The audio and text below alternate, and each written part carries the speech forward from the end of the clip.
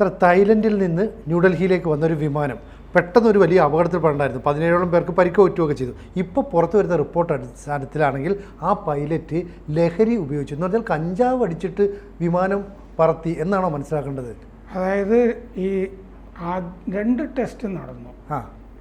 അയാളെ ആ പൈലറ്റ് എന്ന് പറഞ്ഞാൽ ക്യാപ്റ്റൻ, പ്രധാനപ്പെട്ട പൈലറ്റ്, പൈലറ്റ് അല്ല. അപ്പോൾ ആ പൈലറ്റ് ആദ്യം ഈ ഏതാണ്ടൊരു പോസിറ്റീവാണെന്ന് തോന്നിയത് കൊണ്ടൊരു ലാബ് ടെസ്റ്റിന് തന്നെ അയച്ചു സാമ്പിള്. അപ്പോഴാണ് രണ്ടാമത്തെ ടെസ്റ്റിലും പോസിറ്റീവാണ് സ്ഥിരീകരിച്ചിരിക്കുകയാണ്. മരിയുവാന ഉപയോഗിച്ചിരുന്നു എന്ന് പറയുന്നത്. നമ്മളിവിടെ പറയുമ്പോൾ കഞ്ചാവ് എന്ന് പറയാം. അപ്പോൾ ഈ ഓഗസ്റ്റ് 4-ാം തീയതി ആണ് സംഭവം. അപ്പോൾ 2 പൈലറ്റുമാരുടെയും സഹ പൈലറ്റിൻ്റെയും കോ പൈലറ്റിൻ്റെയൊക്കെ പരിശോധിച്ചിരുന്നു. കോ പൈലറ്റിന് കുഴപ്പമൊന്നുമില്ല. മൂത്ത പൈലറ്റ് ഉണ്ടല്ലോ, ഇതിൻ്റെ ഉത്തരവാദിത്തം ഉള്ള ആള്, അങ്ങേരുടെ ഇതിലാണ് ടെസ്റ്റിലാണ്, ഡോഗ് ടെസ്റ്റിലാണ് അയാൾ മരിയുവാന ഉപയോഗിച്ചിരുന്നു, കഞ്ചാവ് ഉപയോഗിച്ചിരുന്നു എന്ന് കാണുന്നത്.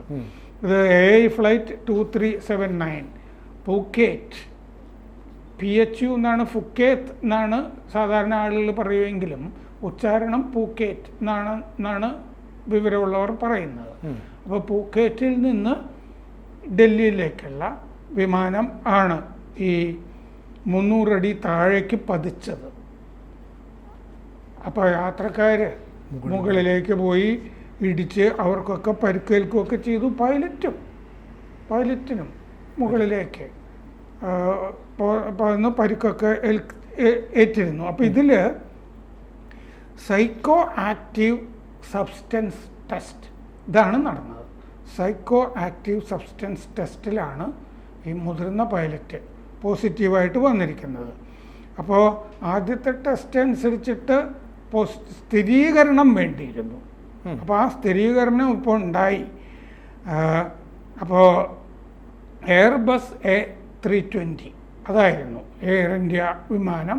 137 യാത്രക്കാരാണ് ഉണ്ടായിരുന്നത്. അപ്പോൾ 3 കുട്ടികളും ഫ്ലൈറ്റിലുണ്ടായിരുന്നു.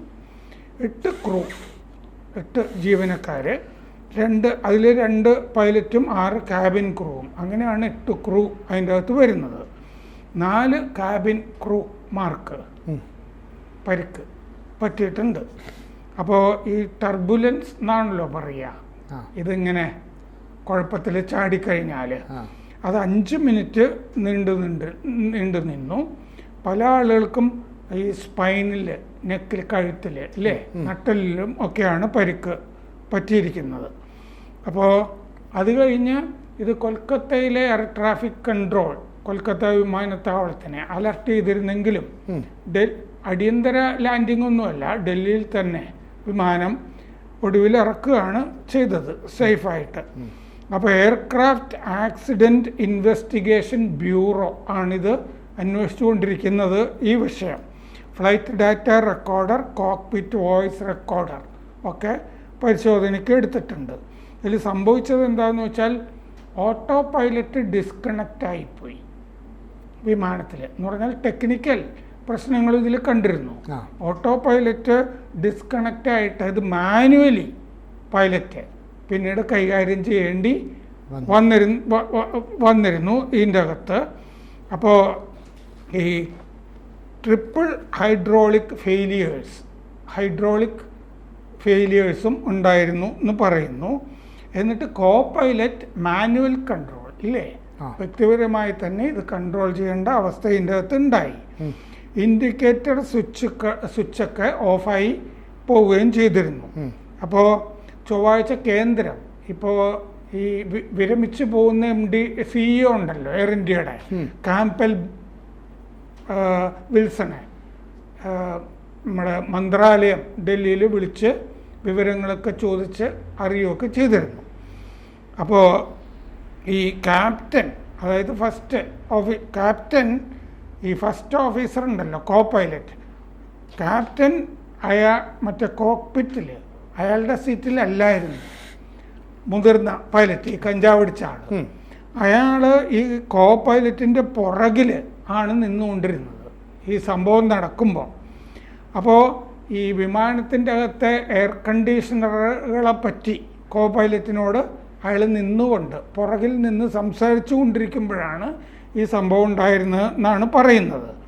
അപ്പോൾ ഈ oral and electronic centralised aircraft monitor അലർട്ടുകൾ ഒന്നിച്ച് അവിടെ ഉണ്ടായി ഇതിൻ്റെ അകത്ത്. എന്നിട്ട് ഈ പ്രവർത്തനം സ്തംഭിച്ചു എയർക്രാഫ്റ്റിൻ്റെ. അതാണ് ഓട്ടോ പൈലറ്റ് നിന്നു. അത് കഴിഞ്ഞ് ഈ ഫ്ലൈറ്റ് ഓഫീസറാണ് ഇത് പറത്തിക്കൊണ്ടിരുന്നത്. ഇതിൻ്റെ നോസ് ഡൗൺ ആക്കി ഈ കോ പൈലറ്റ്. അപ്പോഴാണിത് 300 അടി താഴേക്ക് പോയത്. യാത്രക്കാർ മുകളിലേക്ക്. അപ്പോൾ ഈ ക്യാപ്റ്റനും മേലേക്ക് തെറിച്ചു. അത് കഴിഞ്ഞ് വിമാനം അത്യാവശ്യം കൈകാര്യം ചെയ്യാൻ ഇയാൾക്ക് പറ്റി. കോ പൈലറ്റിന് വെയ്റ്റ്ലെസ്, കനം ഇല്ലാത്ത പോലെ ആയിപ്പോയി വിമാനം. ഈ താഴേക്ക് പതിച്ചിട്ട് വെയിറ്റ് ഇല്ലാത്ത പോലെ ആയിപ്പോയി. അപ്പോൾ ഫസ്റ്റ് ഓഫീസർ കോക്പിറ്റിന് മേലെയാണ് അപ്പോൾ ഉണ്ടായിരുന്നത്. അത് കഴിഞ്ഞ് അയാൾ പിന്നെ സീറ്റിൽ പോയി സീറ്റ് ബെൽറ്റൊക്കെ മുറുക്കി അയാൾ നിയന്ത്രണം ഏറ്റെടുത്തു, കോ പൈലറ്റ്. അത് കഴിഞ്ഞ് ത്രോട്ടിൽ പുഷ് ചെയ്തു എന്നാണ് റിപ്പോർട്ടുകളിൽ കാണുന്നത്.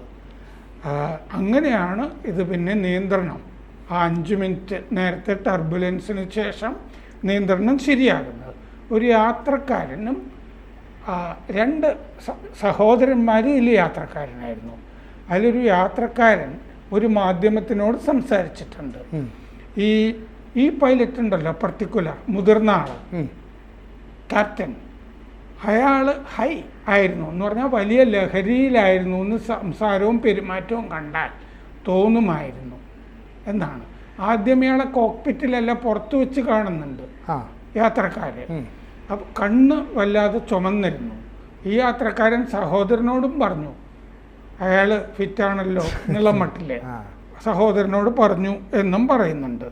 അപ്പോൾ എമർജൻസി ലാൻഡിങ് എന്തുകൊണ്ടുണ്ടായില്ല എന്നും ഈ യാത്രക്കാരൻ മാധ്യമത്തിനോട് ചോദിക്കുന്നുണ്ട്. അതിനായിരുന്നില്ലേ ശ്രമിക്കേണ്ടിയിരുന്നത്?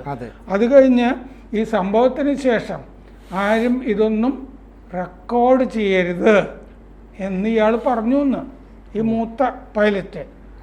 ഒരു ചെറിയ സംഭവം നിങ്ങൾ പർവ്വതീകരിക്കരുത് എന്നും അയാൾ പറഞ്ഞിരുന്നു. ഈ കഞ്ചാവ് അടിച്ച ആള് പറഞ്ഞിരുന്നു. ഇതൊരു ചെറിയ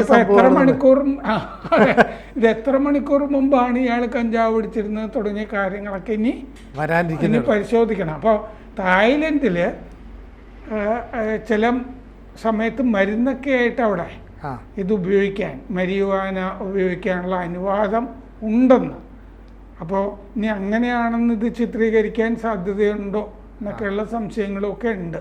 എന്തായാലും വിശദവിവരങ്ങൾ ഇനി വരണം, ഇനി കൂടുതൽ വരണം. എന്തായാലും പോസിറ്റീവാ, ഇയാള് കഞ്ചാവ് അടിച്ചിരുന്നു പൈലറ്റ്. കൂടുതൽ വാർത്തകളും വിശേഷങ്ങളും നിങ്ങളിലേക്ക് എത്താൻ ABC മലയാളം സബ്സ്ക്രൈബ് ചെയ്യുക, ബെൽ ബട്ടണും അമർത്തുക.